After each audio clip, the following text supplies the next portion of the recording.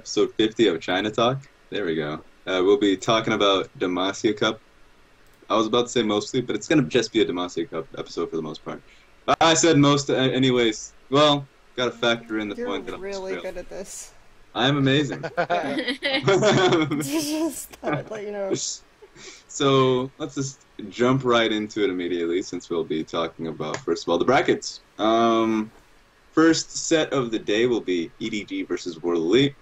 We'll move into IG versus Vici, OMG versus LGD, and then UP versus Snake. So you already see how this is winding out. It's pretty much deja vu for the most part, because it would have been completely the same to Spring's playoff, but King decided they were horrible teams. So what are you gonna do? And effectively, Corn level 1 invaded and gave up 2 kills extremely early and 0 rage quit after that. But you know, it's the same thing as deciding you're a horrible team effectively. So.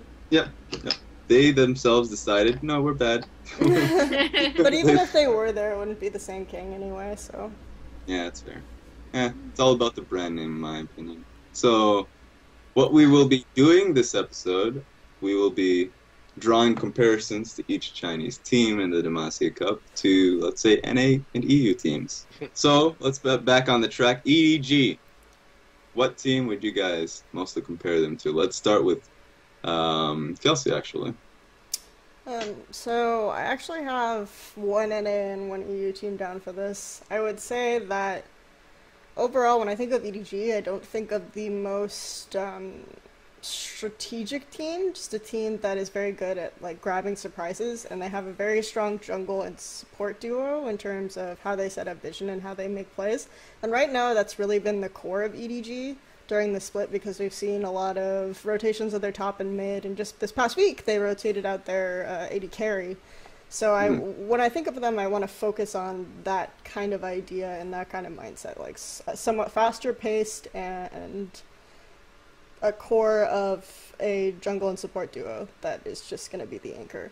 So for EU, I actually went to Ordehan because, again, like, you have a couple of teams that have a strong jungle support duo in EU LCS, and I would say those are Fnatic and Ordehan. But Ordehan is more based on, like, kind of getting those early snowball advantages and getting ahead and doing those team fights and collapses and having those really strong players that work really well together. And then actually went to Ordehan because, again, like, you have a couple of teams that have a strong jungle support duo in EU LCS, and I would say those are Fnatic and Ordehan. But Ordehan is more based on, like, kind of getting those early snowball advantages and getting ahead and doing those team fights and collapses and having those really strong players that work really well together.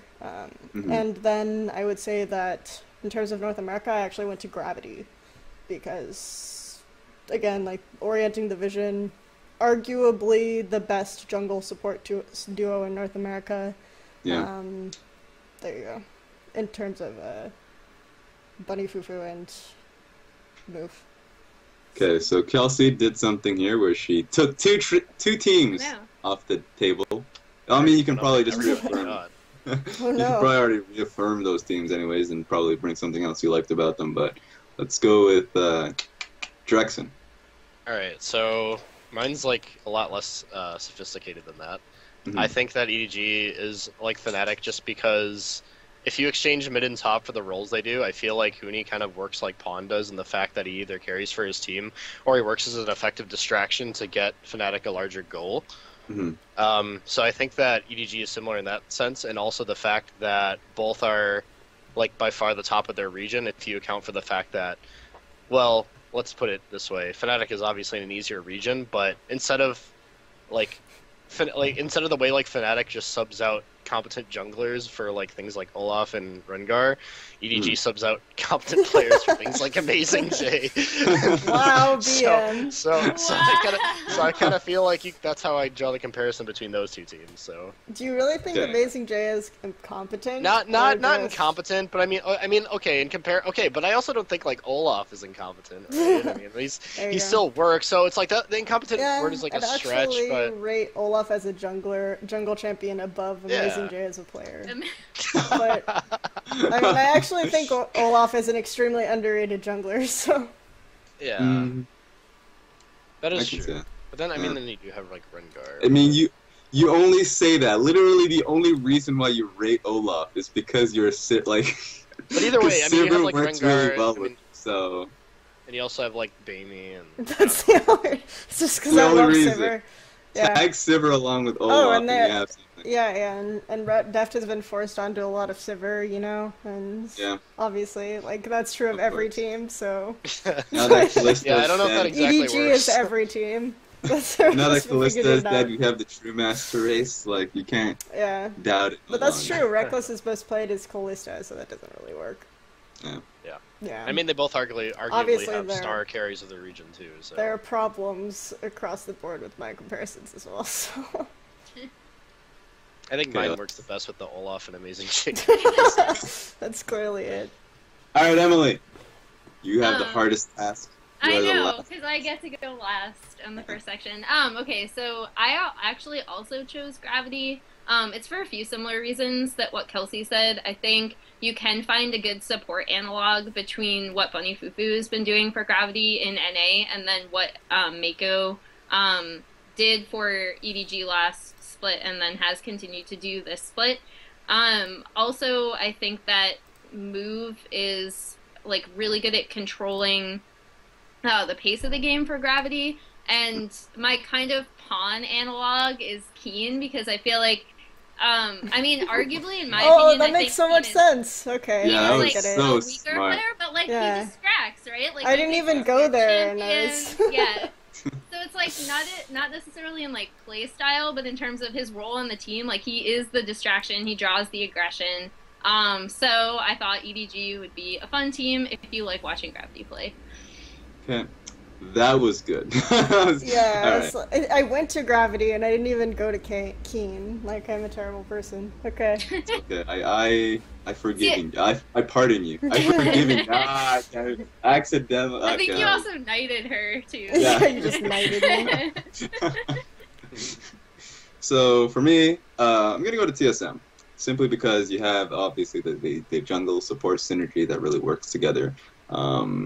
You have the stable top laner. Now, of course, it doesn't work if they decide to put an Amazing J array in there. But you're talking about the MSI lineup. Yeah, I'm talking about the MSI one. But Wild Turtle and Deft. Wild Turtle and Deft. There we go. That's the true comparison here. That's the true. If people were really questioning my motives, we found it. Wild Turtle. Rates NA 80 carries. Yeah. Well, both of them have been performing poorly this split, so I guess we can. Anyone who hasn't known my opinions on Deft, they're probably going to be thinking, "Man, I'm really hyping up Wild Turtle." No. I'm actually saying that Deft hasn't been playing well. So, other than that, that's my comparison there, and I think the team is pretty stable if they decide to be in their rosters, but it's not our choice, I suppose. So let's go into the next team. This one's a good one. This one's not the team. The team itself is not good, but I like the comparisons that are probably going to come up. World Elite. So, let's start with Emily, since we kind of gypped her last time. So. Well, yeah, you actually ended up going last, but That's okay. I like being the hipster.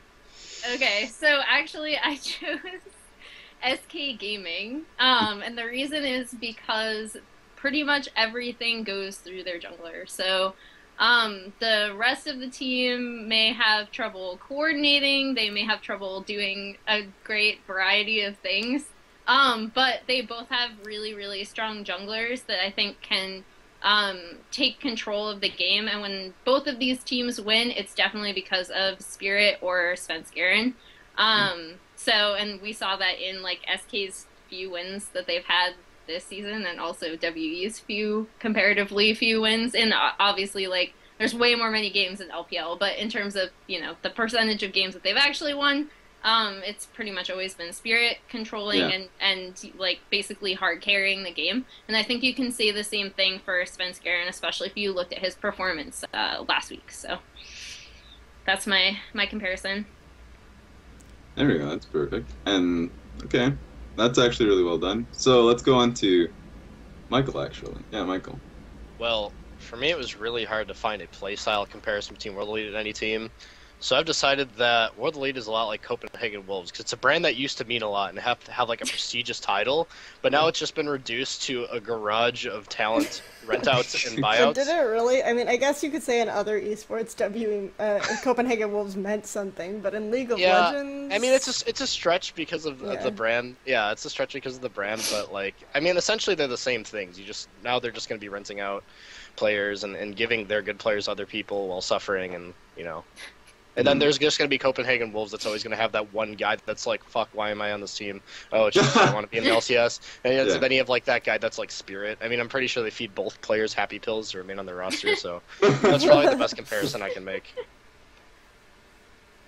Alright, that's actually really that's true analytical skill right there. Apparently they pay Freeze a fair amount of cash, so I mean, you can draw the analog. Yeah. Yeah, exactly. Alright, Kelsey. So I did go with SK Gaming as well. I do think that also people consider right now SK Gaming's kind of second carry as their mid laner, but he doesn't really necessarily, so I think that's a fair comparison, because Fox is like, I mean, when I should say Svenskeren likes to gank mid, but it doesn't really go anywhere. I would say some things can be said for WE, except Shia is a little bit more effective than I think Fox is. But I would say that there's a similar comparison there to be made.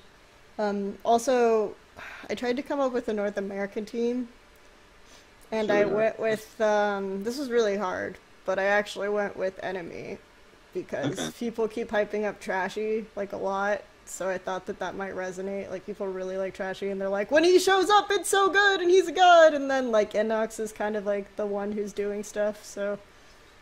Yeah, okay. Obviously, I'm not super good at this NA part, but I was trying. I mean, good reason. Also, Enemy isn't very good. Yeah. We found it. I'm a terrible person. Okay, I guess that goes back to me. Wow. Huh. Do I really want to do this? I guess on the same, I'm doing it. On the same vein of the whole prestigious title. Cloud9. Cloud9 has, God, I guess they can't even make that comparison anymore because Meteos. I'm making it anyways. Meteos. So Meteos. I have one later that's like a huge stretch. So okay. Meteos, Spirit, not saying they're the same, but they were pretty much like carry junglers. A little bit of a stretch. Criticized for their selfishness by some fans, you could say. Yeah, exactly. Like a fun fact, if you guys don't know, is that some Chinese fans have gone like so far one direction in terms of saying that Spirit is overrated that they actually will sometimes say that he's the reason they lose games because his playstyle is too selfish and he takes too much gold. That is such bullshit, dude. Yeah, that's like to give the gold to. It's kind of ridiculous. I would agree if he wasn't so good at vision coverage and getting like the scoutlers early. There's just like this interesting phenomenon when a player gets hyped up is that you start seeing these hipsters emerge that are like, he's actually not that good, and then eventually this extends to like, actually he's the worst player on the team. Yep. Just keep going. Keep finding. Yeah, but it's interesting. So, and then of course Conan. Spirit top, boys. Conan Lemonation, same effectiveness. Okay. Mystic, Sneaky.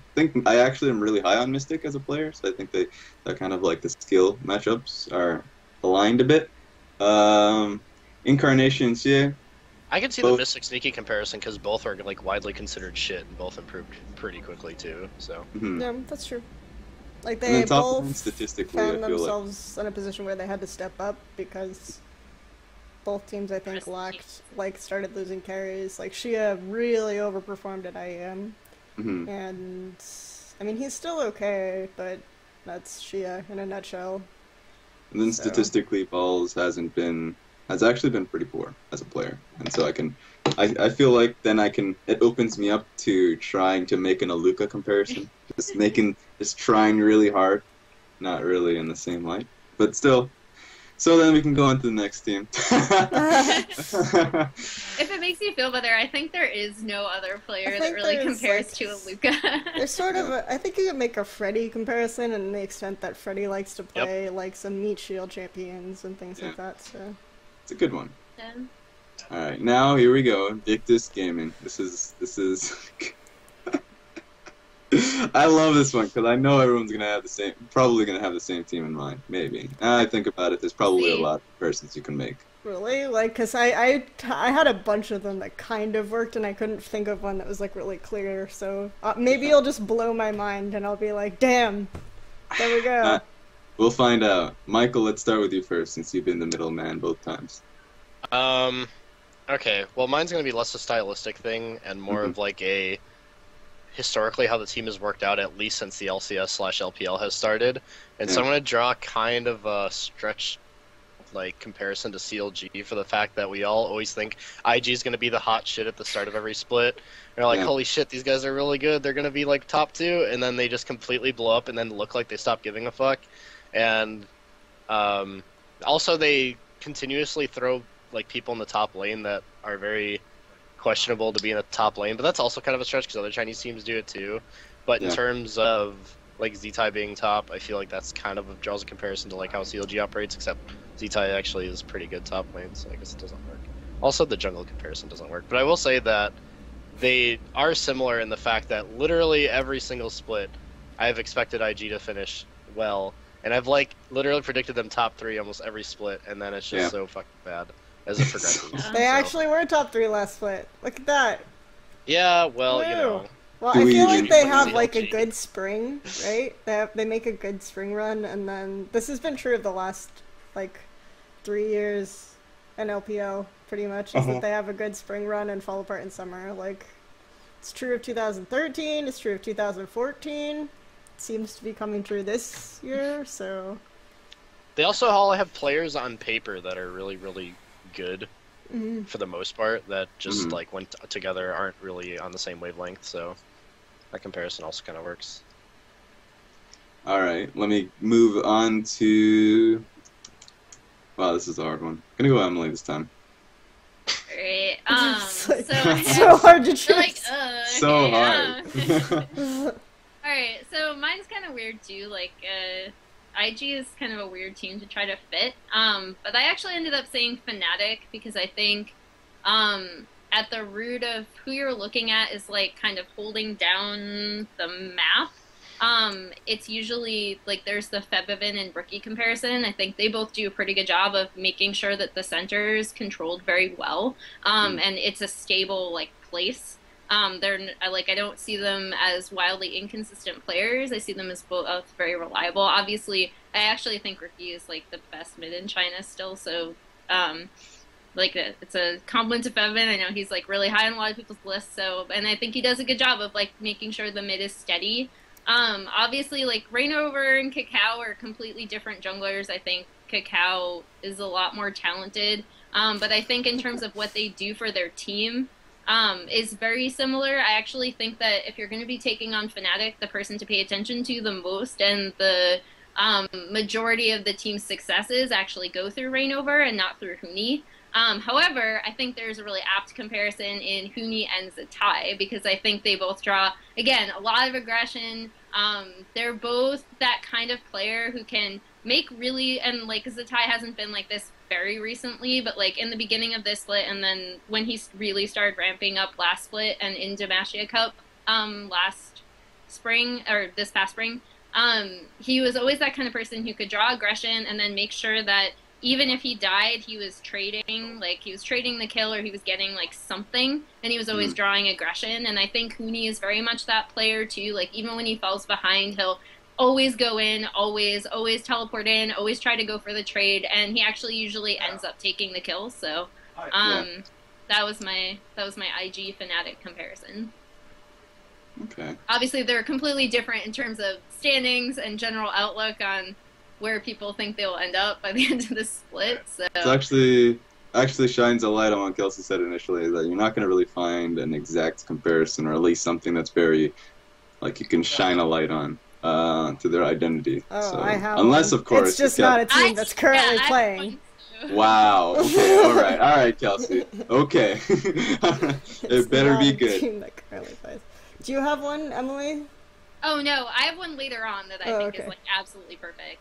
Okay. So here, so first I'm gonna do two that aren't that perfect, but are current teams that are playing. I think they're kind of similar to Unicorns of Love, in that a bunch of crazy stuff can be going on around them, aka Zatai. Zatai. Obviously, Kakao is a significantly better jungler than Kikis, but Zatai does a bunch of random. You have the beginning of the first two syllables. Yeah, there you go. There we go. Yeah. Kakao, Kikis. Kakao, Kikis, same person. No. Zatai does a bunch of the crazy stuff that, like, if you could take all of the crazy that Unicorns of Love does and just put it in one person, it's Zatai. I think that's reasonable. But then they're like, even if with all this weird shit going on around them, like Power of Evil and Zatai and Rookie both find a way to carry. So that's kind of where I would place the comparison. I also have Elements, because I consider them a team that has like a pretty solid mid-jungle combo. Yeah. Where actually the mid carries late, because I think Rookie is more oriented towards carrying a late game. They're also like pretty dragon focused as a team, and IG has the biggest dragon focus of any team in LPL in terms of dragon control rates. So those are like the two imperfect ones. The one that I think is perfect is Moscow 5. Because of the jungle mid, like aggressive duo that does that kind of thing, and they have the top laner who plays as a distraction and runs around and does crazy shit, and then their bottom lane is just kind of there most of the time to do stuff. And unless you're talking about like season 3 Moscow 5, because Edward started stepping up considerably more.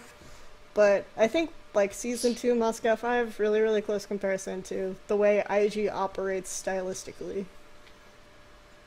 I really like That's that actually really good. Alright, now I don't even know what I'm gonna Me either, dude. I don't know what to do with this one at all. I don't know, man. Okay, I'm gonna go back to CLG. When in doubt, CLG. Not just for the hype, but for the problems with org-wise, internal issues, the internal strife that tends to happen that like fucks the team. That's my favorite one. That's what I love, when the team itself feels like, hey, on paper, this could work out really well, except something is going on in the back that people are just like, that we don't see, obviously, because that's the whole point of the whole back issue. But now it's just like, what are you going to do? What are you going to do? Because now this team sucks. Well, no, they're good. They're good. They're completely fine, except they have random issues that you don't exactly know how to solve. Get rid of kitties. It's just that's just my hate. Actually, I think they got rid of Kid. So what? Oh no. We'll see. This team is done. This team is done for me. Like, this team is done. I think they knew which lane to target for their... I think they have a new AD, but I haven't gotten 100% confirmation on that, so this is just like a tentative. I think they did get rid of Kid, so... It's one of those situations where they don't get rid of the right person. Like, they have the right lane down. To be fair, Kid was suffering, like, serious crippling motivation issues, so... Okay, if never mind. It wasn't going to be a problem now, it was definitely going to be a problem later, so... Yeah, okay. As long as they have, like, you know what? If they replace him with someone like... they can't replace him with SMLC or STYZ. STYZ would be a good one. Just a lane AD carry. That's all I want. You get a lane AD carry and I'm completely fine with kitties. Like, you can get Candy on that team, and I'm completely fine with kitties. So, that's just my little rant for that one. Okay, well, what's the next team? What's the next team? Ah, there we go. Vici Gaming. This is gonna be beautiful. Alright, let's start with Kelsey, because I want to start with Kelsey. Which one is this? We're doing Vici Gaming. Oh my gosh, this one is so hard. This is the only one I had I was- blank, and then I was gonna do impromptu. I was trying to think about this one for way too long, and I was like, So, for me, it came down to Vici Gaming doesn't want to fight ever. Like, that's kind of their deal. They want to avoid fighting because, frankly, their players suck, their team fight coordination is abysmal, and they're just going to throw games if they fight. I felt that that's very true of CLG last split. God damn it, you took the only one that I actually was thinking last of. split they absolutely could not team fight at all. Their stacking execution was terrible. Link was overrated. Hitong is pretty abysmal. Their top laner was a shining light. Bottom is hard, but I guess they have a really strong support. Like Aframu, people kept saying is like the one who carries. Fortunately, Mata shows up in playoff games. Yeah. And I feel sort of like Mata and Aframu, like I still kind of feel like their team is on the back of Aframu most of the time, so I guess you can still draw that comparison. It's just that Insulted Thorin. Mata, I don't think Aframu, like, Mata is so inconsistent right now, though, is the other thing, so you can make that comparison as well. It feels like Vici Gaming can only win if Mata shows up, because otherwise the team, like, frankly, right now is just a disaster. Like, I can't even... This is probably an unpopular opinion, but I don't think Vici is in a very good spot right now. I just think that teams have started to figure out what Dandy likes to do. Dandy is confined to specific champions that don't really impact, and the only really time he has a game impact is when he's playing Maokai. And World 6 is pretty good, but he's still not Dandy. So it's like they downgraded both of those positions, and yeah. Otherwise, you can kind of say, if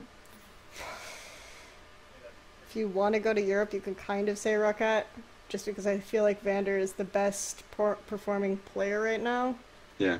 And that would be where I'd go with Rukat. And they also, like, their mid laner is supposed to carry them, because I think a lot of emphasis is put on Hitong right now, for the most part. And he doesn't, just like a lot of emphasis is put on Nukduk, and he doesn't really always come through either, so that's the other one I would go to. Alright. Okay. Let's go for Emily this time. Alright, this is like, Vici was really hard, because I think they have a lot of really unique problems to that team, and they've had to make certain decisions that obviously, like, if they hadn't had to make those decisions, the team would look a lot different. But I actually said Cloud9, just because of all of the different roster swaps that they've had to do. And again, like, a lot of, as Kelsey said, a lot of the carry pressure has been put on the mid.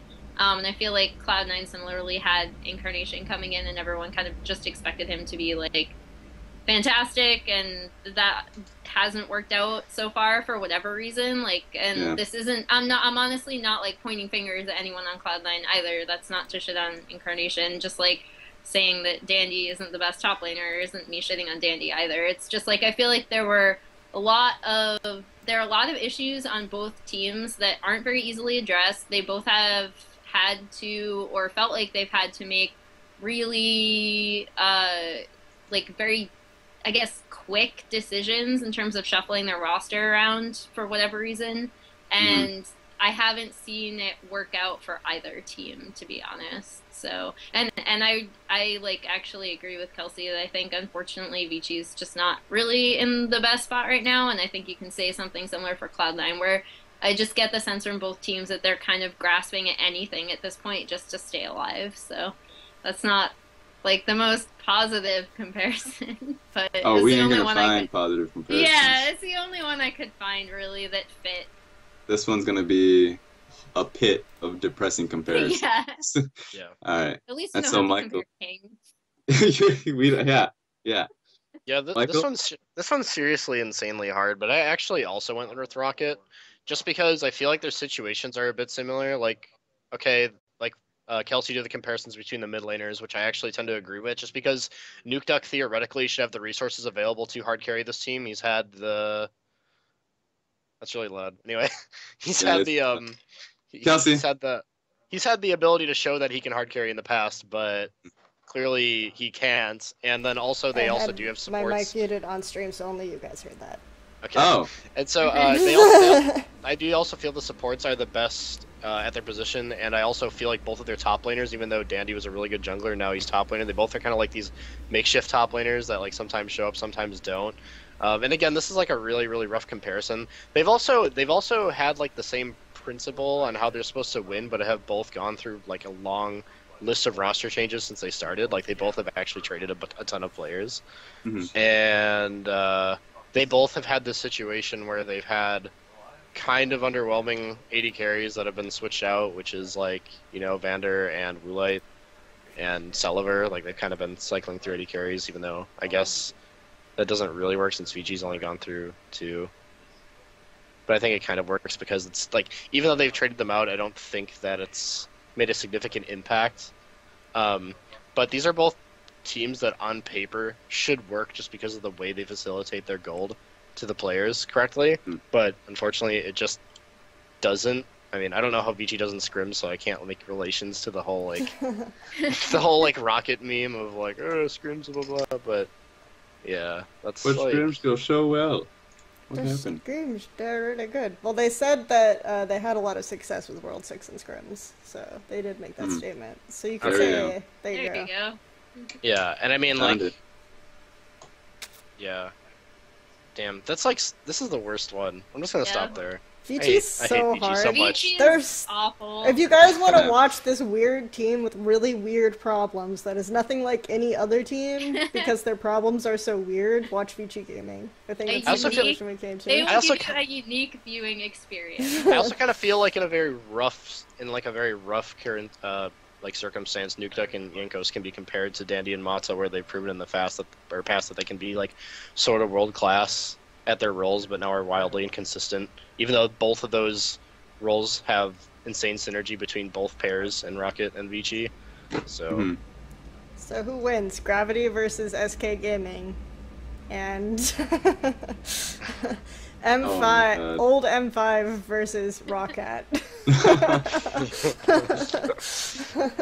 My comparison is going to end up being new CLG, because although the team fight comparison cannot be made anymore because they shored up their mid lane problems, which Vici still needs to do. A big one can be based like on the jungle effort and the effectiveness of World 6 and Smithy without Gragas. And even when he has Gragas, it's like it's one of those situations where with at least the nitty gritty of champion picks here. Wow. Yeah, but like we can't really. That's one of those situations where you just can't find anything.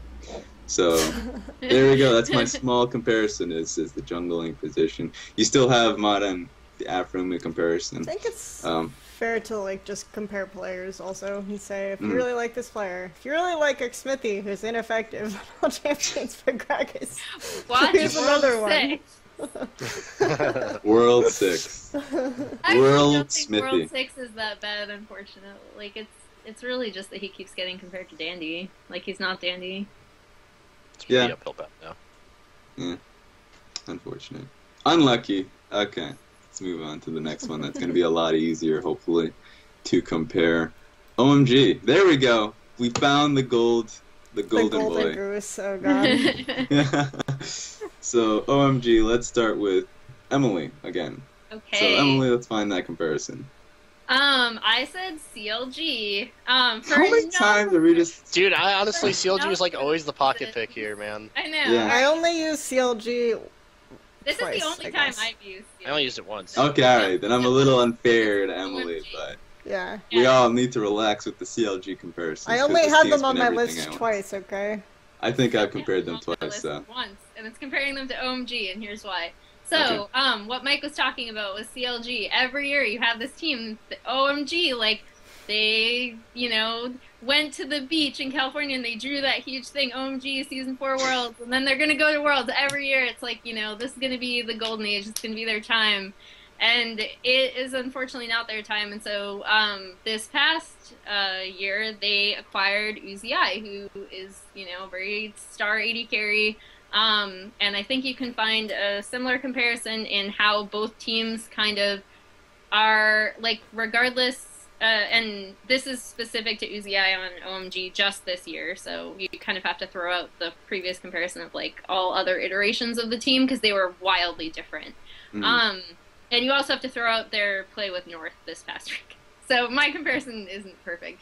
But if both teams have to, like, regardless of the talent that they have on that team, it always somehow makes its way back to the AD carry and having to kind of morph the way the team works around that carry in the bot lane. So you can find a comparison there, like the Uzi double lift comparison. Unless they run North. Unless they run North, and then they're a completely different team, because then it's, like, all about cool.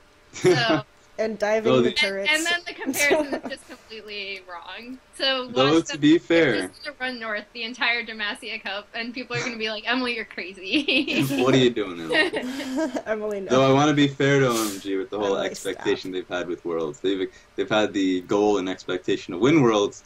CLG has had the goal and expectation to get out of the semifinals of their own region. So get into the semifinals, I mean. Yeah, the domestic compare like, you know, is very different. The point is that they always lose to the same team at the end that they've beaten throughout the regular season, which is Royal Club Workers / Team Liquid.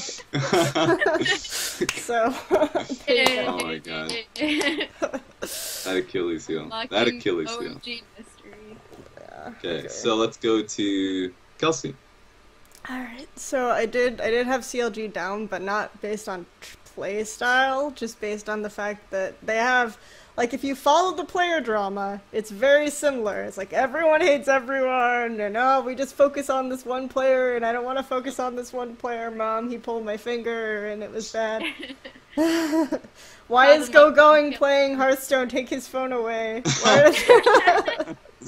All he cares about are the stream honeys. No one's playing, no one's motivated, everyone's mad at everyone. It's pretty funny. But of course, they always publish statements where the management always publishes statements where it's like, it's not true. We all love each other in the end. So life is beautiful. I sometimes feel like Loveling was brought back onto the team just to placate Cool, because Cool was having diva moments. So it's just like, yeah, this is how we're doing it. Still surroundings. I also wanted to draw the comparison to Copenhagen Wolves, because it's like they're constantly, like, swapping out players, trying to figure out what to do. Shot calling is somewhat questionable, except I feel like Copenhagen Wolves have the opposite problem where they don't have a shot caller and OMG has too many. So that's something to say. But I also wanted to say, because just focusing on one player stylistically, I feel like Uzi and Forgiven are extremely similar. They're very lane focused, they're very lane trade focused, like that's, people a lot of times think of Uzi as this Vayne player, but for me, he's always going to excel the most on these lane dominant champions, like Lucian, like, and just win trades. Like, it's so weird, because I feel like with both of these players, when I watch them, it's like, how is he just suddenly up 50 CS for no reason? So, within his region. And also, like, you get the sense that Forgiven and Uzi both demand to have their lanes to be ganked, and then this split in particular, both of them have shown more dimensions, I think. Uzi became a little bit more conservative in the later game, until recently, where we've had this problems. And he got a little bit, I think Uzi, this has been like the best regular season Uzi has ever had in terms of consistency in team fighting, and just like holding off a little bit. And Forgiven has sort of taken the backseat to Cabashard. So that's kind of where I went in terms of player comparisons. Alright. Okay, I like that. Alright. Michael, you've got something on you. Like, how are you going to find a team? Unless if you're going to reiterate another team, I suppose. Well, OMG, I actually will compare to Gambit and Moscow 5, just because... in the beginning, okay, so way back, there was like TSM and Fnatic, they were way ahead of everybody in the West, and there was World Elite, who's just miles ahead of everybody in China. Now, OMG and Moscow 5 both kind of came out of nowhere, and while they both played in European tournaments under like different names and had different experiences and stuff like that, their like ability to just climb to the top was actually kind of unprecedented, and they did it before the rise of EDG and Cloud9, respectively. Kind of a stretch, but they were kings of their region at that point in time, and I actually feel like Cool was kind of like a talent that came up and caught people by surprise, kind of like Alex Ich. And they both kind of played engagey type styles back then for their team. And I also feel like they both have players on their team that played very unconventionally but really helped the team. So in China you had San, who played a more supportive style instead of playing a hard carry style, which is unprecedented for AD carry, and then you had Genja, who played a very unique style and had his own unique builds. And then you also had Loveling, which you can kind of compare to Diamond Prox for their innovation. Diamond Prox innovated in the way that he developed the meta through his jungle pathing and his and just the way he like the champions he played, while Loveling actually innovated in the way that he used abilities on junglers that other players didn't use, like how he would use Jarvan's ultimate as a terrain advantage for players or for his team to set up an ideal terrain for the players. And these teams were dominant for a very long time until the new dominant forces came up, and then they still hovered around like first, second place. So they're kind of similar in that regard.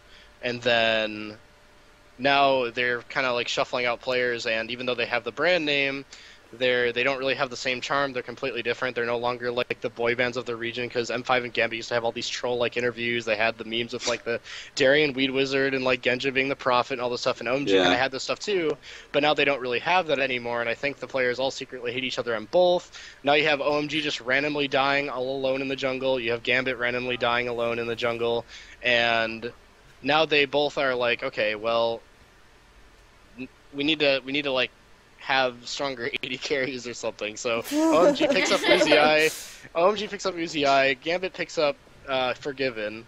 Now the difference is that I think Forgiven actually is performing a little worse than he used to, and Uzi is playing a little bit better to try to compensate for the lack of power. But at the same time, they're both teams that like crushed with their innovation and were the top by playing different, and now they're both kind of homogenized in the way they play, and now they're just middle of the pack teams, I feel. So I feel like you can kind of draw comparisons between those teams pretty well, actually. I think the prize for Drexen here. Yeah. Yeah, let's find the gold. I was hoping that really he was solid. just going to stay with Moscow 5, and I was going to be like, I like your approach, ignoring what has happened to OMG now. It's just good. Oh my no, god. he just came all the way through. Yeah. He just went in there, he went, he took it. Okay. He took the ball and rolled with it. Dang, I don't even... Wow, how do I even follow that act up? Like, I almost come to something, but I don't think of it enough. I think that's like the trend of this episode. God, how do I even... OMG. How do you even match what has been laid before you? Yeah. I can't. I think my problem with like the reason why I couldn't go too far into the Gambit thing is because I was like, cool, Betsy. Huh. Your disdain for those players just, or at least mostly, I think it's just mostly me and Betsy. It was just Betsy, yeah. It was Betsy. Just Betsy. God, Betsy, please help me. Heavens to Betsy. I'm just gonna go on and say, I'm just gonna go with, like, CLG, just for the cop-out answer. I can't follow it up, so I'm gonna find out the worst answer possible. There we go, CLG. Don't question the people. Let's just move on. I'm the host. I don't actually have to come up with an answer here. LGD. Let's go on LGD, our favorite team. Is it? I don't really know anymore. So, let's start with... This one's pretty obvious. Yeah. Yeah. You know what? All right, Kelsey, let's give it to me then. Kelsey, well, you start with this. I feel like it should be Emily because she's writing an article about it. Okay, Emily, you've been the torch has been passed on to you. Yeah. She has ignored the host's orders. I feel bad because I went first last time, so you'll have to make me go last. Oh, yeah, next time we'll go last. Okay, so LGD, I think probably most people are gonna have the same comparison, maybe. I came up with a bonus one. Okay. Oh. To be cute. The sneak peek. LGD and H2K, and I think because they've both had to develop really specific play styles around the players that they've been given. I think I saw it and I just thought it's too funny to me. Go on. so Lulix. Lulix. We just saw a perfect example. Yeah, if you watch today's game, I mean, Lulix, you can draw the Lulix and TBQ comparison. I mean, I think the thing with LGD going into Demacia Cup, since this is a preview, that people need to know is that they are trying out their a new jungler supposedly, and then additionally, Imp has been having some visa issues, so actually their mid laner is going to be playing Godby or Wayless, because I keep calling him Wayless, but if you just start watching him, Godby is going to be in the bot lane. So it's going to, the LGD you see this weekend is going to be a lot different than the LGD that you might have seen last split or this current split. But you have Kasing and PYL. I think there's a really apt comparison there. Like everything, I feel like even though a lot of people have been saying he hasn't been playing like as high as what his peak is.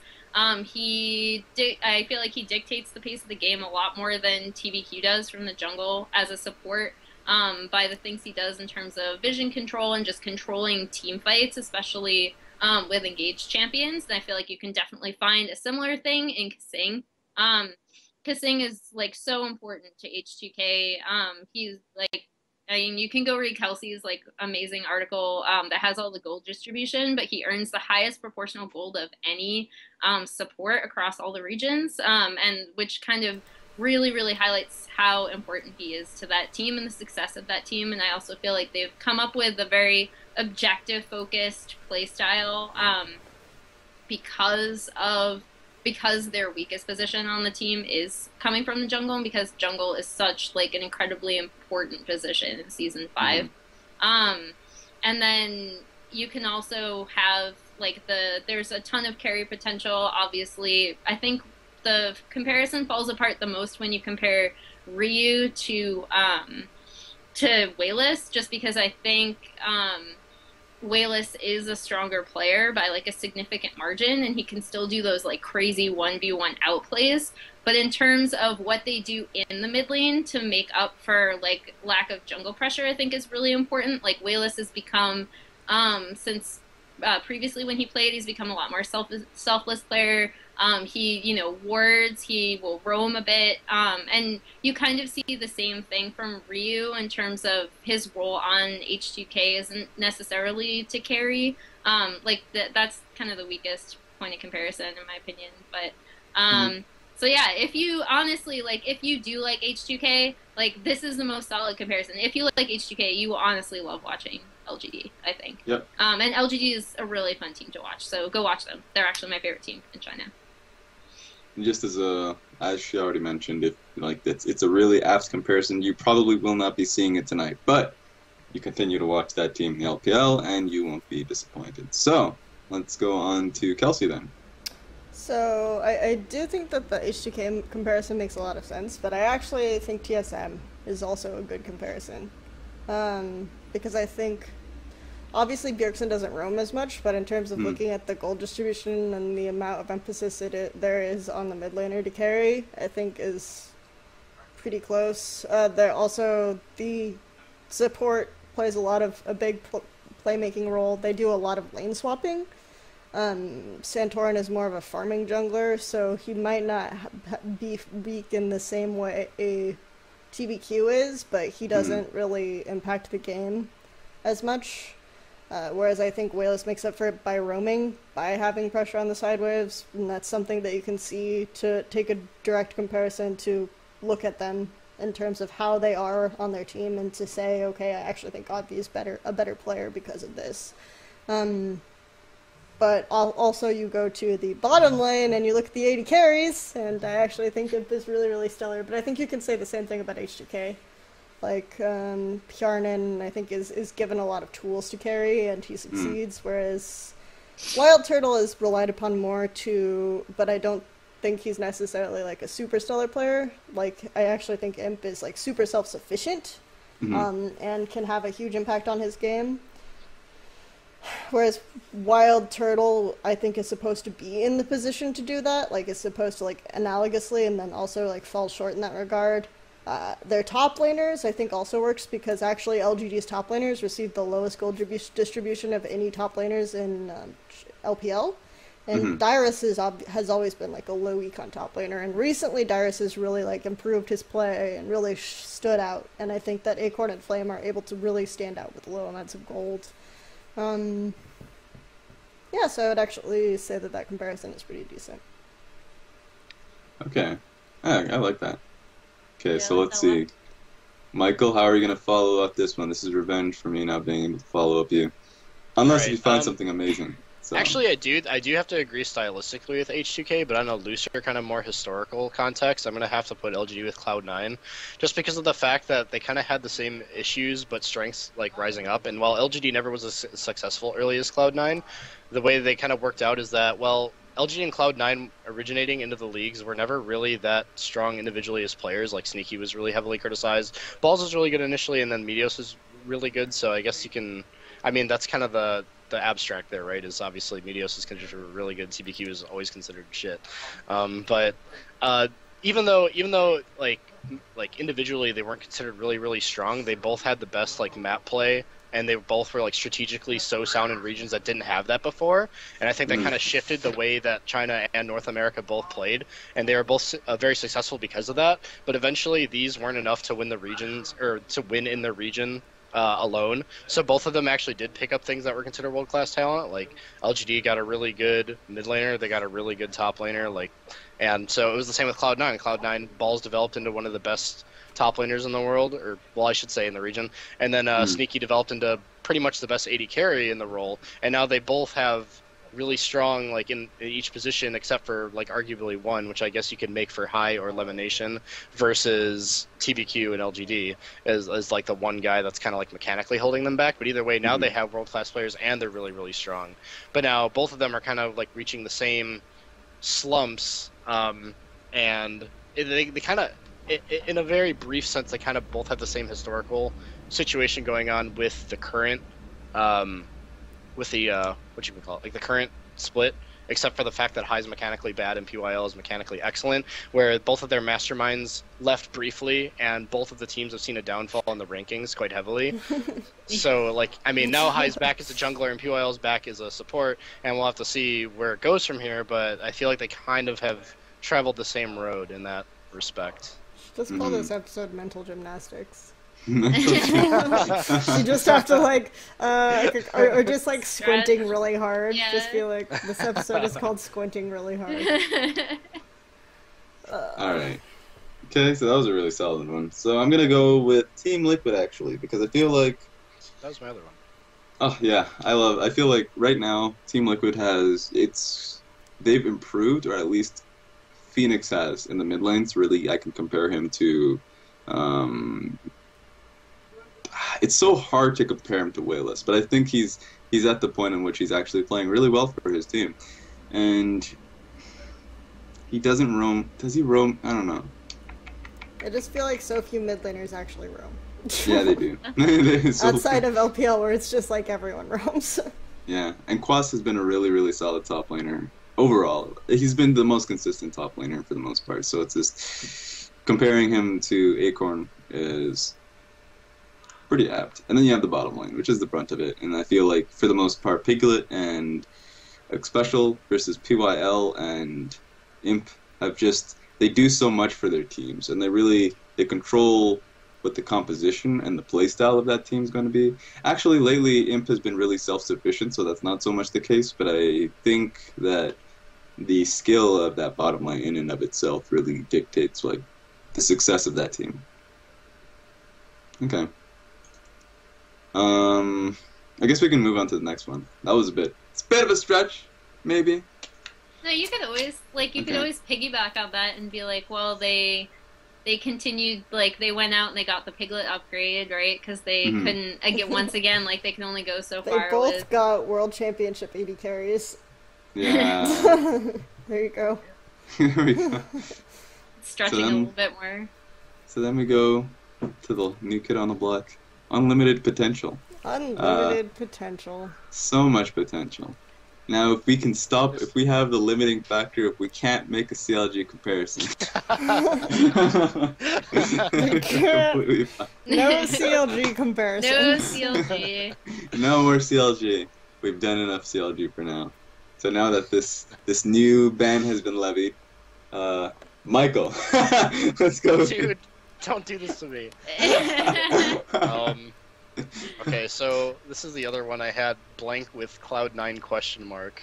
If only because Sketch, I mean it's kind of changed now, but if only because of the progression of Sneaky and Sketch, I feel like very similar in the fact that they play very supportive roles for their team, like in terms of initiation and stuff, but have started to transition into more carry-oriented play styles, and then I don't know where to draw a comparison anywhere else at all.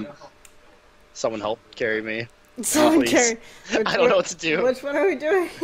Cloud9. You want help with Cloud9 and Unlimited Potential? You could make, I don't need... or like old Cloud9, you could say like, okay, Yeah. obviously everything went through high, and on Unlimited Potential, everything goes through heart. Otherwise, really Yeah, bad they things both start with happen. H's. I mean, There we go. shot calling, quote unquote. Yeah. The The shot intangible. calling. The shot calling. Also, you could They also say. both have good Morgana win rates. They're supports. I would say that Unlimited Yes. Potential is the most top lane oriented carry team in terms of like where they focus their gold, like who does the damage. And Cloud9 used to be like that. Maybe you could do Old Dig too. But then Heart, Kiwi Kid. Nope, never mind. Don't Heart anymore. Damn it. Yeah, we're trying. Nope. Never mind. I was trying to find like, some way to Lemonation make and Heart are Zion both Spartan fit in. old. Yeah, there we go. Yes. Wow. I like that one. That was my favorite. That was the greatest comparison possible. Alright, we're gonna see this comparison. Okay, that was good stuff. Alright, we're moving on to Kelsey. The award for both the worst analogy goes no. I actually picked Fnatic for this, which is really weird. Again, I wanted to focus on the fact that this is top lane oriented in terms of where people look at these teams and say, okay, the person who's going to carry is going to be Huni, the person who's going to carry is going to be Lung. That's perfect, because they're both good at hiding in bushes and killing people that should have warded. Yes. Yes! And then, Fnatic is the winner! You think about Heart and Yellow Star in terms of, like, everyone says they're really good shot callers, really good experienced. I would say right now they're both the best supports in their respective regions. We also look at these teams and they're kind of, like, at the beginning when we first saw the Fnatic lineup, they were kind of a joke, right? People thought, oh, okay, it's just like a bunch of rookies at Yellow Star. That's literally what Unlimited Potential is, except that I think recently Unlimited Potential has been ramping up. Definitely not to the extent that Fnatic did, for sure. But they've been looking a lot better. I would say that both of their junglers have somewhat limited champion pools and styles. But Amy is finding ways to make it work. Rainover has a few unconventional picks. Mid lane, I think even Punish has just become like this sort of solid guy who is relied on as like a backup carry, sort of the same extent that Febiven is. And their AD carries just are like utility bots, so who play a lot of Kalista. Both have like played probably the most Ashe in their regions, so yeah. That's where I'd do the Unlimited Potential thing. Okay. Fnatic is so Fine, perfect. right. I'm so mad that I went with that. It's just... Alright, Emily. Okay, so I actually did go for not Fnatic. This is where I chose TSM. And I think TSM. it's because I think Lustboy is again just the best support in his region, but I also think a lot of times TSM lives or dies by the fact that Lustboy is able to roam. And I think there's a very similar analog with Heart and the way he kind of controls the rest of Unlimited Potential to like do what he wants them to do. They also, again, like I know Kelsey focused on the top lane with Huni and Luong. Obviously, the gold differential is vastly different between the top laners and the mid laners on these teams, but where TSM funnels most of their gold and resources to Bjergsen. UP does the same thing for Luong, so it's very like the gold charts are very focused in one direction. And then additionally, both AD carries, they have the lowest amount of gold in their respective leagues. Sketch actually has like proportionally the lowest amount of gold to deal with across all major regions. So you have that kind of, I feel like they're also very similar in playstyle, where sometimes they're really expected to carry and they make a mistake and they don't. And they're not like very consistent, but they also have the random off game where suddenly they show up and it's like this really, really great performance. So I think you can draw a comparison between Sketch and Wild Turtle there too, where sometimes they'll just be super, super good, and then other times it's like, oh my gosh, why did you jump in as Tristana and do that? Like, that was not a smart decision. So yeah, I mean, that's what the Lustboy and Heart comparison is kind of what really drew me to it, because I think Lustboy controls a lot more on that team than people think he does, or like a lot of things happen on TSM because of what Lustboy does. And it's a really similar, like, Hart kind of takes that to the next level, honestly. Like, I think he's basically pulling a Reaper performance at this point, where he's controlling all 4 members of his team. But that's why. So if you like TSM, check out UP. There you go. Okay, so for mine, so it's gonna be a bit of a stretch, but I'm gonna go for it. Team 8, why not? Team 8, UP, potential in the sense that the teams, you see their roster and you see what they could be, but they never, or at least it's too soon to say that UP cannot make that point, but you can say that with UP, or I mean Team 8 with their current roster. But with at least Team 8, I feel like Team 8 really relies, when it comes to the jungle position, if they don't get Rek'Sai, they have problems. Or at least when Rek'Sai gives them that boost in being able to create the plays that they otherwise would struggle to finding, I suppose. And that could be same about Amy. Amy's a really aggressive jungler, but this meta really didn't do him much of a favor. So when he found that one champion, Echo, he held on to it and he found pretty decent success off of it. That's been his most successful jungler. Sorry, I'm just reading chat. Yeah. God damn it, what are they saying? Oh boy, teammate doesn't have potential. The only potential they have is whether they'll be auto-relegated. I mean, one can kind of say the same thing about UP. Yeah, they're not gonna go anywhere. But I think they're pretty locked down. Like they might be able to make playoffs in LPL. They're 2 points away from making playoffs. And do you know who stands in their way? Vici Gaming. I know. It's gonna be Amy's revenge. Amy's revenge. But I do think that Team 8 is one core issue solving away from being decent. They just need to solve that one core issue, and they're fine. And with UP, it's probably going to be centered around finding a mid laner that's really mechanically and who can perform really well. Punished. I wanted to say I don't. I think you underrate Punished, and Frostgrad tends to overrate him a little bit.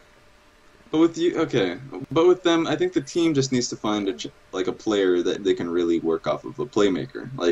And I thought they had that with Sketch, but Sketch started moving towards a more utility. They're making it long, aren't they? They're making it long, and I don't know if Long can really pick that torch up. I think he's been a really solid top laner, but I would rather have another lane really take up that torch, and it had to be mid. And I feel like Punished has been serviceable, but they ban Twisted Fate every game, Raz. Come on. They ban Twisted Fate every time. Unfortunate. Punished has improved.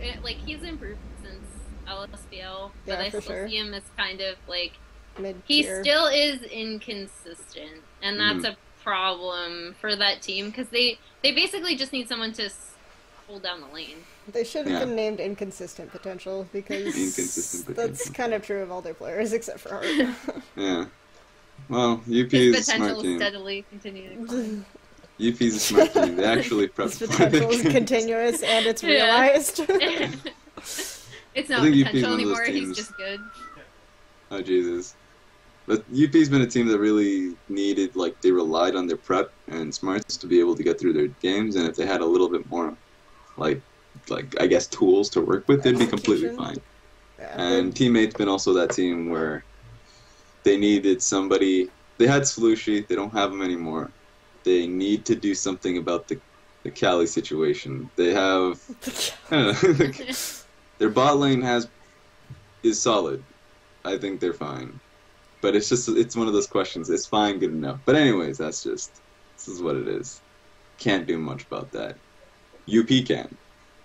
So, let's see. Let's go on to the next one. Oh, last one too. Snake. This is we all, in fact, because I know one of the greatest comparisons. Let's go for Kelsey. You start this one out. I have two. Okay. Okay. All right. Taking cards off the table again. Sorry. Does someone want to go before me then? No. You go on. Okay. This is a good challenge. I actually do have Teammate as one of mine. Oh. Because I think Cali, to an extent, and this might be an outdated perception of Teammate, because I'll be honest, I haven't watched Teammate for a while. Actually, it was news to me that Sushi was replaced. So, it's even less good. I'm sorry, I don't watch as much, like, lower tier NA teams. Just call me Monte Cristo and move on already. So, I think of Cali Trolls and Flandra as very similar in that they're they're kind of expected to carry, but then they play ridiculous things, or they throw away gold, or they just like refuse. It's really bizarre. So I think of like Flandra as like kind of an analog to Cali in some regard. I think Flandra actually can play a lot of champions though, and he can build correctly, and he's like a really strong player.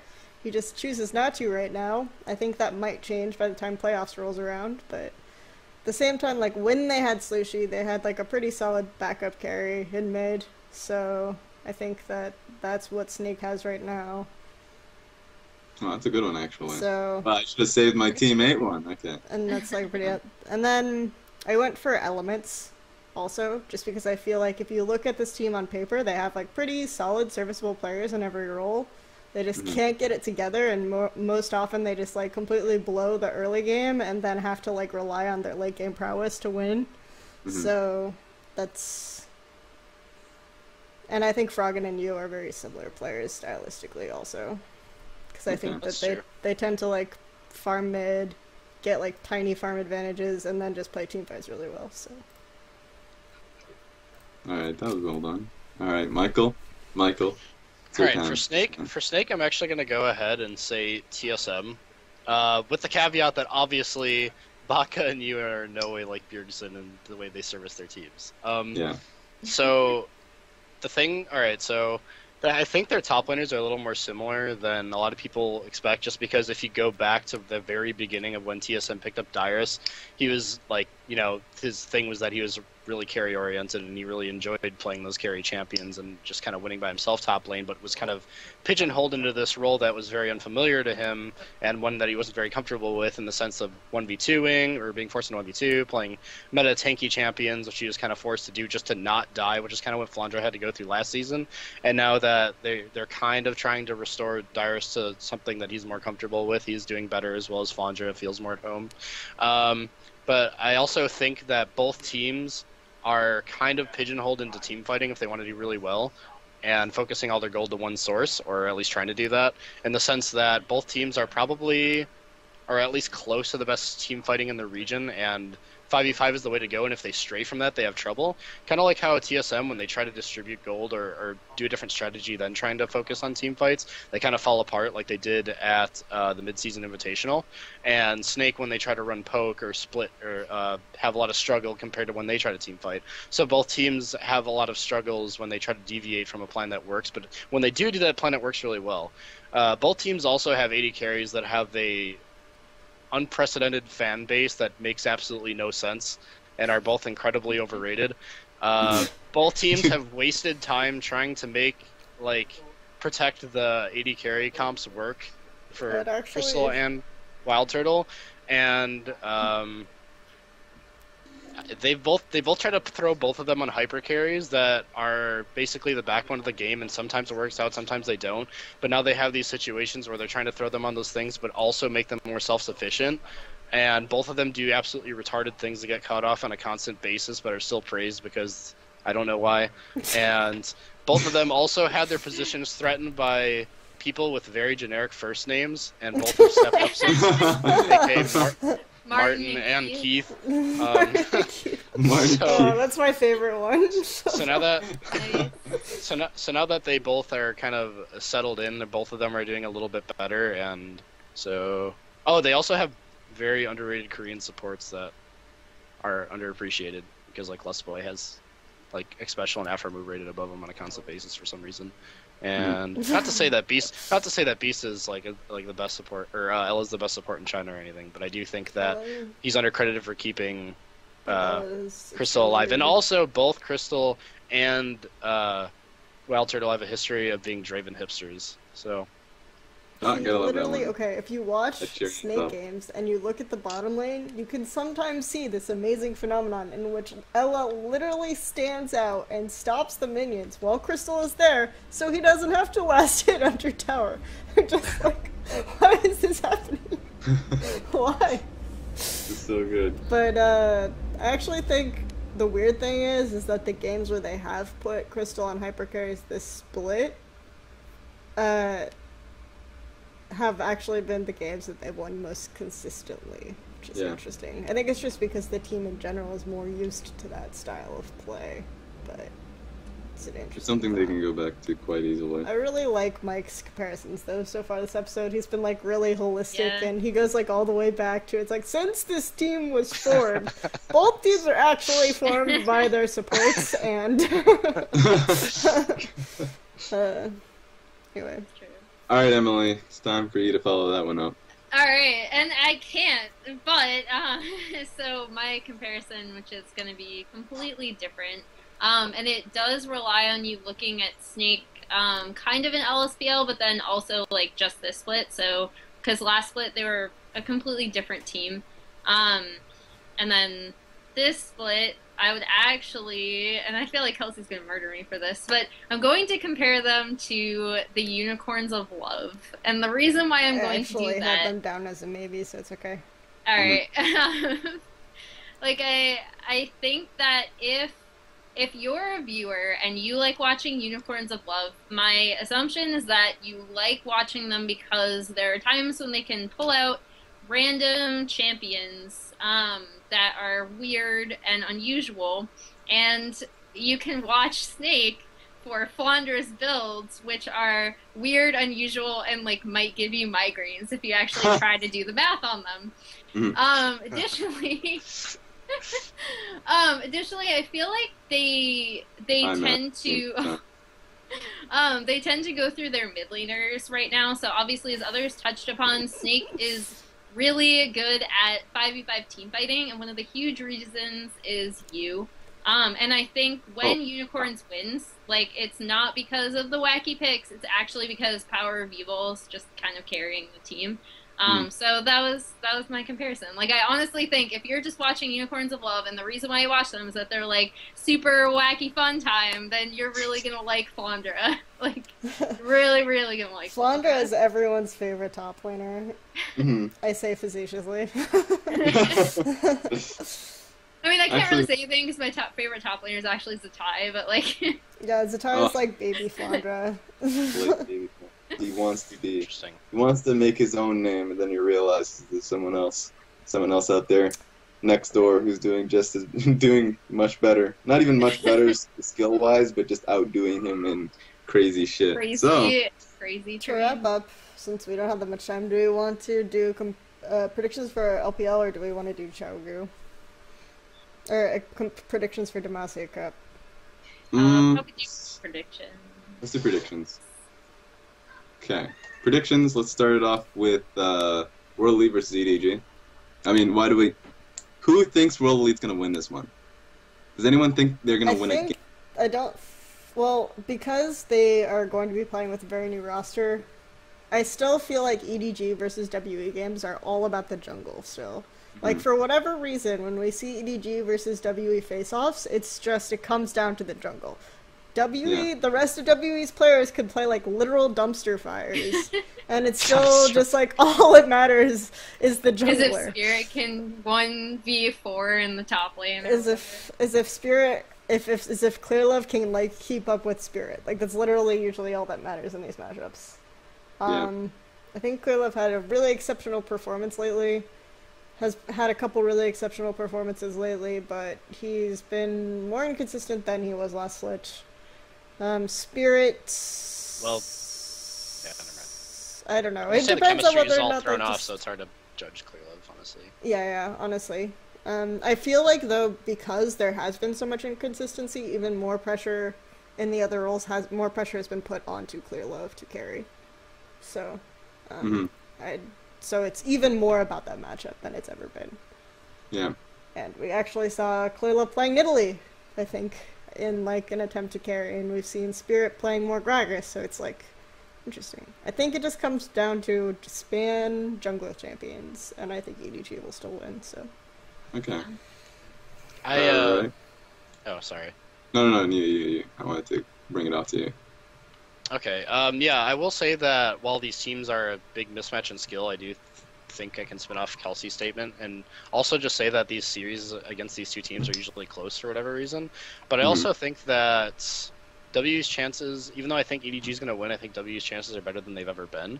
Just because, for one, I think that Mystic, this might be a stretch, but I think that Mystic might be one of the most improved players in LPL, and I think that they really needed that as a threat for when GA can't perform. But while I still don't really like how teams draft against World Elite, I actually think they have a lot more options now, because I think they're building up their power picks quite a bit. Like, I think Mystic's Vayne is always a pretty big threat. Not that they would really ban it out or anything, but and then with Spirit, you kind of need to ban either Nidalee or Gragas against him. Probably more so Gragas now. But I think Aluka is actually the one that's a little bit harder to ban. Like, you can't just say, oh, ban Sion and he's useless, because he can always pick Maokai, which is really safe. And since World Elite's improved in team fighting at least a little bit, it's a really unsafe pick to go with. But at the same time, Aluka also can play Nautilus pretty well. So now you can't really do this thing where proper drafts automatically ensure a win against World Elite. So that actually increases their strength pretty substantially. So while I think EDG will win this set, I do think it's going to be closer, especially if EDG don't use their primary lineup. I actually think it still doesn't matter what champion the Luca plays as long as Spirit is nullified in some way. So. Yeah. That is true. Do you feel the same, Emily? We'll see. I think that because there's slightly more champions for Luca to play, there's actually, like, this is gonna sound really terrible, but there's more of a chance for him to, like, make an impact on the game, because he's really not so good at positioning in teamfights, but now that he has the Nautilus option, he can kind of just stand in the middle of them and still make a huge difference, just like he can with Maokai and Sion. And then going back to the last time these two teams met, like, it was like, what, one explosive cask away in pretty much like both of the games, if I remember. Like, I'm reimagining this team fight mid where Spirit just splits everyone perfectly on Gragas. I actually think it's going to be, and again, because EDG is like rotating their roster around, I think it's going to be as close as like a 3-2. Like, I definitely think WE is going to take at least one game off of them. But I think EDG is going to win out in the end. Okay. Like they always do. So it's going to, I'm imagining something that's like kind of similar to, obviously, like, without the whole pawn rushing from the hospital kind of drama. But like I'm imagining something that's really similar to last Split's playoffs. Perfect. And so we were just pretty much all in unison. Of course, it's going to be a close one, but for the most part, it feels like... I don't think it'll be as close as 3-2, but we'll see. Okay. We'll see. So it just feels like the World Elite organization as a whole is just going to be single-handedly, like, EDG will just have taken out World Elite Future and World Elite, so it's just... Yeah, they had to beat W Future to get here, so... This is just a foreshadowing into the future. They've taken out EDG in the past, and now they've taken out their future hopes as well. So, okay. IG versus Vici. This one seems a little more obvious, I suppose. Emily. I mean, IG, there's always a chance that they can just straight up not be motivated or throw, but I mean... Does it even matter? That's the real question. Yeah, well, if they have a new 80 carry, it might be interesting. Vici is just honestly, like, so out of it right now that I don't see a way other than, like, IG just straight up, like, refusing to play, like, a la Zero in King's last set. Like, I don't see Vici doing well. So literally, you're telling me unless if IG is so deep motivated, they will not play the game. Yes, Cacao has to pull a 0, I think. So it's like, or somehow Vici like, I don't want to play this game. Yeah, Vici magically finds a top laner and puts Dandy back in the jungle. Oh my God! Isn't that the like a Hollywood ending? Yeah. Right? That's just okay. Kelsey. Yeah, so I do have confirmation on their new 80 carry is going to be starting for Demacia Cup, so I literally don't know anything about him. I don't think he even has, like, a name yet, but and by a name I mean an ID. Is this no names return? No. That would have been hilarious. Like, does he even have a name? His ID might be Campaign, I don't know, but his name is Jingtai Kang, so... So yeah, there's a new 80 carry. I was gonna be so much happier if you just said G-Tai. G-Tai. G-Tai and Z-Tai. G-Tai. But yeah, so there will be a new 80 carry for IG. I don't think it matters, frankly. I think IG could completely goof off and still beat Vici Gaming because maybe I'm just too mean to Vici Gaming, but this is not the time to be looking back now at your... Kelsey, I said that Cacao would have to refuse to play in order for them to win. I just think it'll be, like, it's sad, but Vici Gaming hasn't won a series against IG before. I think both teams are weaker now, but than they were last in playoffs. Yeah. But I still think that, like, IG had that big surge of performance. Like, Zetai is more motivated to play this. He says that all the time, but he's more motivated to play this Demacia Cup. So I think you'll at least have, like, 3 solid players, and Vici Gaming has, like, 1. So, yeah. Yay. Okay, Mike, are you gonna come out in left field? No, I'm also just going to go ahead and say IG. I think VG has a chance to win, but I do think IG has a better chance to win. And even with their new 80 carry, I mean, that doesn't really offset the fact that VG has people in really awkward roles and they're still kind of settling in and look a bit lost.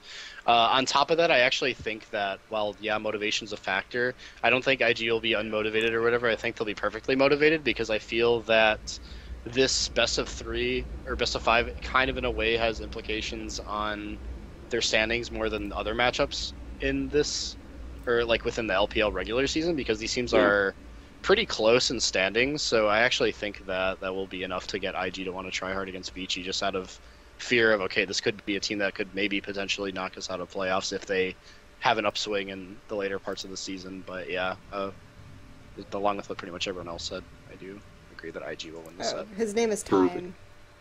Time? Time. Yeah, okay, that's gonna be beautiful. It's just the puns could be. Alright. The puns could be great. It's time. Time. It's time. It's time. It's time. It's time. Kitty's time has a ring to it. It's Kitty's time. Kitty's. Oh God. Please no. It could be worse. You could change his name to like Hammer. I mean, Kitty's time. All right, OMG versus LGD. I hope that for whatever reason he pulls out Jace at Worlds so Free can go ham. Yeah. Just saying. Yeah, Man. so I'll just edit out all that part about me like ranting about I don't know what his name is. Be excellent. Okay.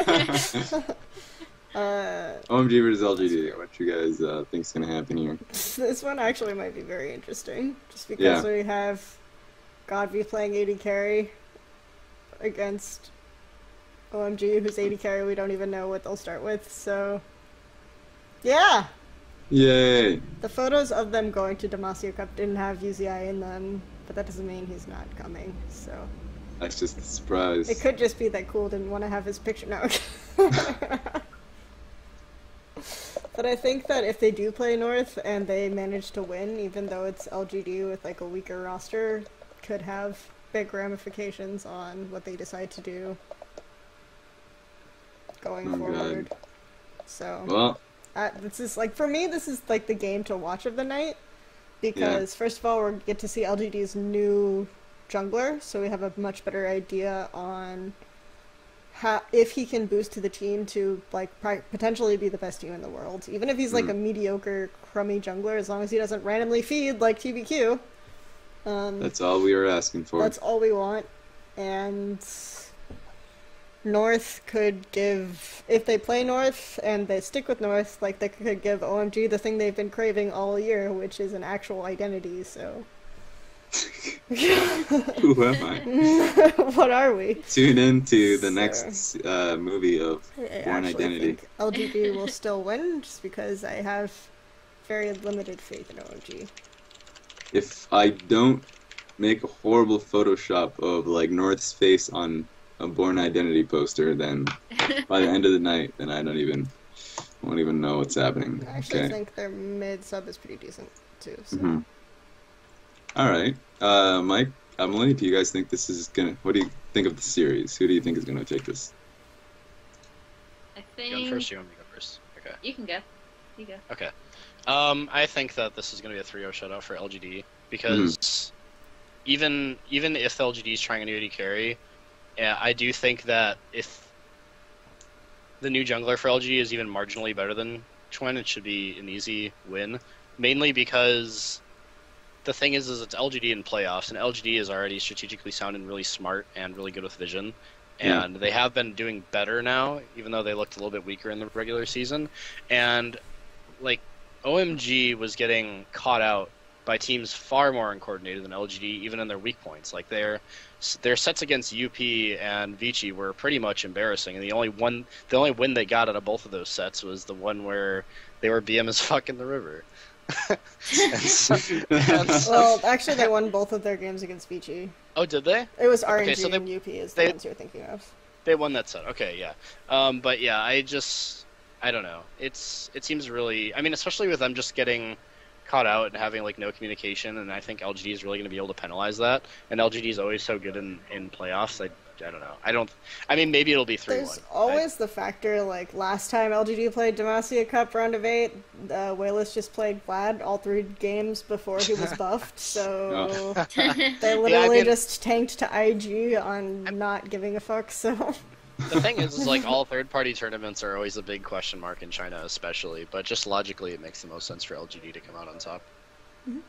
Because I mean, even if you're moving players or switching roles with LGD, you still have the mastermind of PYL, and like that alone, with how uncoordinated and lost OMG is, that alone, like just completely irrelevant of individual performance, should be a closeout for LGD. I feel. Okay, Emily. The other, I think LGD will take it. The other factor to consider is even with, like, if they play North, obviously Cool's going to have an advantage in the mid lane, but you have to remember that even when LGD was playing, like, so before Imp came back, right, in their previous Demacia Cup experience, Wayless was in the AD carry role, and he actually, like, didn't do that poorly, aside from building Caitlyn like Zed, which, you know, like, I honestly, like, I know Kelsey expecting Caitlyn to zoom across the map and, like, assassinate someone. when she uses her ult, like, it fixates on it and carries them, and suddenly there's Caitlyn running. Laughing but, like, with a British accent. I honestly think they would have won that game if he, like, you know, if he hadn't played that way. But if he like, they still did damage. Yeah, exactly.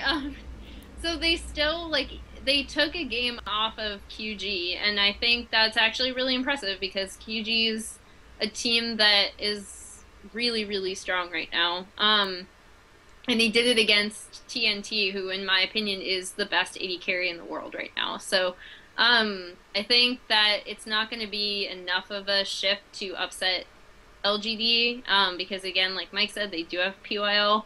I can see it. Like, I can see a game where if they do play North and then Cool just absolutely dumpsters and carries, yeah, the OMG can definitely take games, but I think LGD will win out. Okay. Just ban Ari.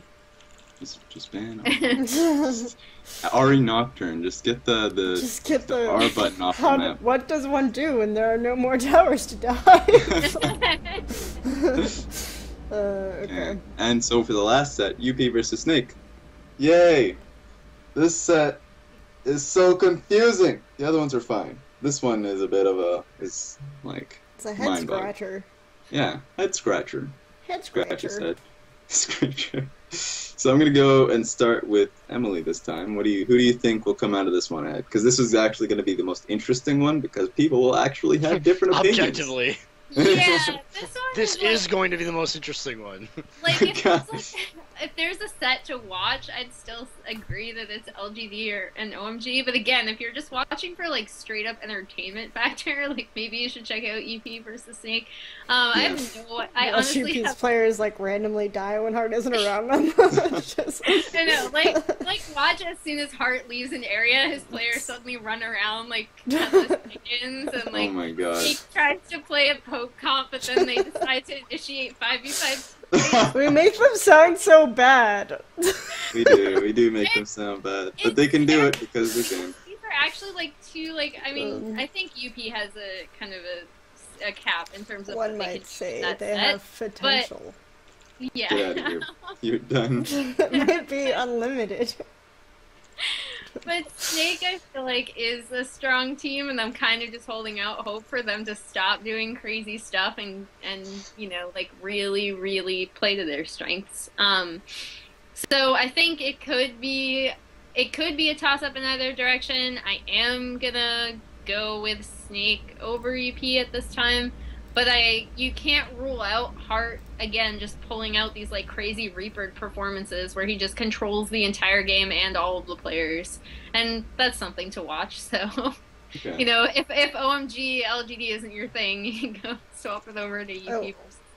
Teams literally just ban 3 supports against Heart sometimes. It's pretty funny. Like that's how, like, I don't think people understand, because if you watched Korea and you're familiar with Heart in Korea, like, he's on another level. Like, he's gone through a spirit transformation on UP, and he is just completely controlling that team. It's a spiritual transformation. Spiritual transformation. Please stop it. All right, just for that microsecond. I think that Snake probably should take this set, because as long as Snake doesn't do anything too crazy and kind of just stick with their working formula, and I guess as long as Unlimited Potential doesn't like figure them out, so to speak, it shouldn't really be too hard, just because I think that they're smarter, but they're also individually across the board for the most part stronger, with the exception of support. So Okay. Kelsey? Yeah, that's really it. Yeah, I think the thing that frustrates me the most about Snake is that you look at their laners, and they actually are one of those teams that has carry potential in pretty much every single, like, in top, mid, and AD carry. But they just don't. I don't know. Like, they can't figure out, like, they have no plan, and I feel like Unlimited Potential's advantages come from the fact that they can identify the way a team operates and the best way a team works, and I think that they actually understand their opponents better than any other team in LPL, and can prepare for them, and, like, they got OMG to a T. They figured out how they work, and they just played against it. They figured out EDG and how they work, and they just played against it. Snake's advantages comes because I don't even think Snake knows what they're doing half the time. So I think Snake will win unless like Unlimited Potential has figured out something that I haven't. And Unlimited Potential, like maybe Unlimited Potential will teach us what Snake's raison d'etre is, and they'll just like dismantle them. But I think Snake will win just because they had this flexibility. It's almost like last year they had no flexibility, or last split they had no flexibility, and this split they have too much flexibility, so they don't know what to do with it. Yeah. Okay.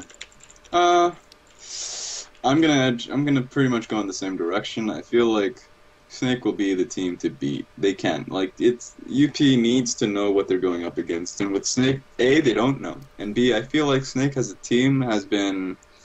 I don't want to say they haven't been playing seriously. I think they have, but if you give them time to prep, a lot of what they play will be perhaps it will make a lot more sense. So, for the most part, they've been prepping for this game. They have the time, so I think UP has been the team that's been has the time. God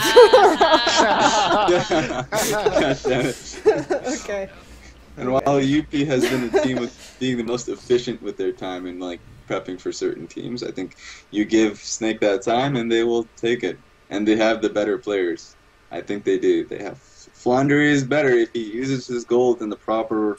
Is just literally if he has a brain. He doesn't build Magus Trinity Force. Still, like, this is probably the last chance he has to build the Magus Enchant Azir, so. Watch him just not build. Like, he's done building AP the moment Runeglaive comes out. He's like, damn, Runeglaive will just ruin this item. Like, why would I build Runeglaive Fizz? Like, what would be the purpose? I guess now I'm forced to go AD Fizz. Jeez, like, right. Devour Fizz. So, like, Devour okay, Fizz. I think Snake, if they're given the chance, and, like, I guess they will be serious, so I'm gonna give them this chance. I think Snake, they don't even need to, I guess. Like, if that even makes, I think it's a bad thing to say. I don't think they need to be serious in building. No, they need to build properly. But playstyle-wise and team comp-wise, like, I think they just have the edge here. I would say 3-1 is going to be the set. Okay. So there we go. I think we've covered it all. After this round of games in the Demacia Cup, we'll obviously be like following the Demacia Cup as it moves along. This will be really interesting. The games start tonight. What time would it be? I guess. Let's see. It starts at 1 a.m. Eastern. So. Yeah. Okay. So tune in. It's gonna be really fun. I think that'll be it for us.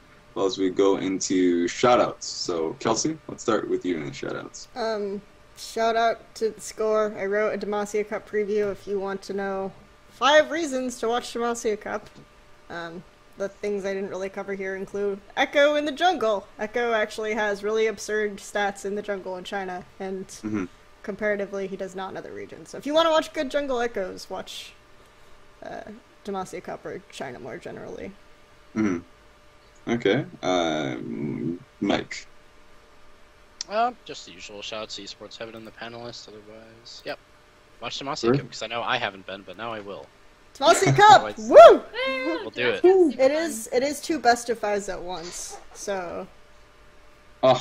When you go to the streaming swap between the two. So. All the quarterfinals will be on lol.qq.com/LSPL. QQ. What's that multi-QQ? QQ. China. Alright, Emily? So my shout out is actually going to be, and this is going to sound really cheesy, but to all of you for having me on the show, because I was new. Oh my god, Mike. Sorry. I'm trying to be nice. Like, this is your 50th episode. I don't know. I was really. I only laughed because I actually thought that you were going to go for the audience first. I'm sorry. Oh, well, thank you, audience, as well, for not actually, like, roasting me. Now that we've lost half of them, I know. they slowly drifted away throughout the episode.